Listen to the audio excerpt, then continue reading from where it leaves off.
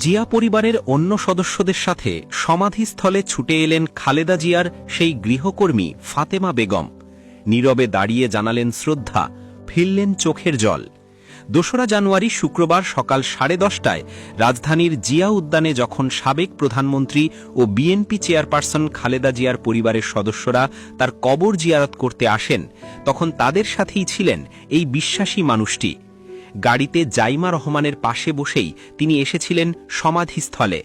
এদিন ফাতেমার পরনে ছিল সাধারণ পোশাক, কিন্তু চেহারায় ছিল স্বজন হারানোর গভীর ছাপ।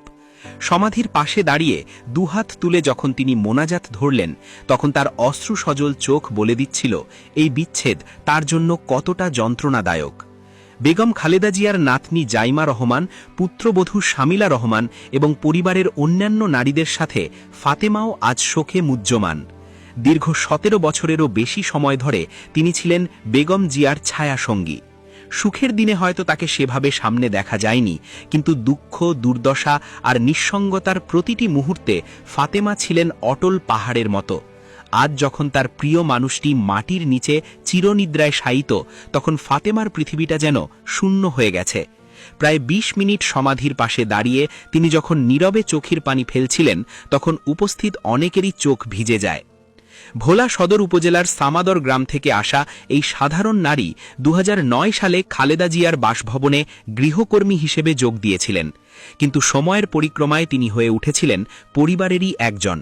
নিজের সন্তান আর সংসার জীবনের মায়া ত্যাগ করে তিনি নিজেকে উৎসর্গ করেছিলেন বেগম জিয়ার সেবায়। এটি ছিল এক আত্মিক বন্ধন। খালেদা জিয়া যেখানেই গেছেন, ফাতেমা ছিলেন তার সাথে। কারাগারের অন্ধকার প্রকোষ্ঠ থেকে শুরু করে হাসপাতালের সাদা বিছানা, কোথাও তিনি তার প্রিয় ম্যাডামকে একা ছাড়েননি। 2018 সালে যখন খালেদা জিয়া কারাগারে যান, তখন আদালতের অনুমতি নিয়ে স্বেচ্ছায় তার সাথে কারাবরণ করেছিলেন ফাতেমা। দীর্ঘ 25 মাস তিনি জেল জীবনের কষ্ট ভাগ করে নিয়েছেন। এরপর যখন মহামারীতে আক্রান্ত হয়ে খালেদা জিয়া হাসপাতালে ভর্তি হন, তখনও 53 দিন তার শয্যা পাশে ছিলেন এই মানুষটি। ওষুধ খাওয়ানো থেকে শুরু করে হাত ধরে সাহস জোগানো, সবকিছুতেই ফাতেমা ছিলেন নির্ভরতার প্রতীক। লন্ডনে চিকিৎসাকালীন সময়েও তিনি ছিলেন ছায়ার মতো। রাজনীতির উত্তাল দিনগুলোতেও ফাতেমাকে দেখা গেছে খালেদা জিয়ার ঢাল হিসেবে। 2013 সালের 29 ডিসেম্বর গুলশান কার্যালয় থেকে যখন খালেদা জিয়াকে বের হতে বাধা দেওয়া হচ্ছিল, তখন জাতীয় পতাকা হাতে প্রিয় নেত্রীর পেছনে দাঁড়িয়ে থাকা ফাতেমার সেই দৃশ্য আজও অনেকের মনে গেঁথে আছে।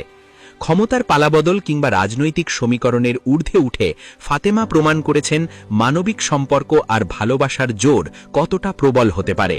আজ খালেদা জিয়া নেই। এভার কেয়ার হাসপাতালে চিকিৎসাধীন অবস্থায় তিনি চলে গেছেন না ফেরার দেশে। তাকে সমাহিত করা হয়েছে স্বামী জিয়াউর রহমানের সমাধির পাশে। কিন্তু তার প্রয়াণে ফাতেমা আজ বড্ড একা, বড্ড নিঃসঙ্গ।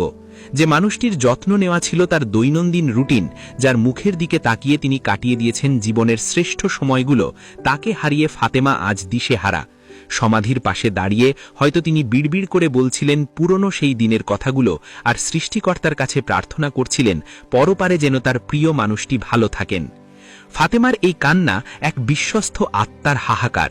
রক্তের সম্পর্ক না থাকলেও ভালোবাসার টানে মানুষ যে কতটা আপন হতে পারে, ফাতেমা বেগম তার এক উজ্জ্বল দৃষ্টান্ত।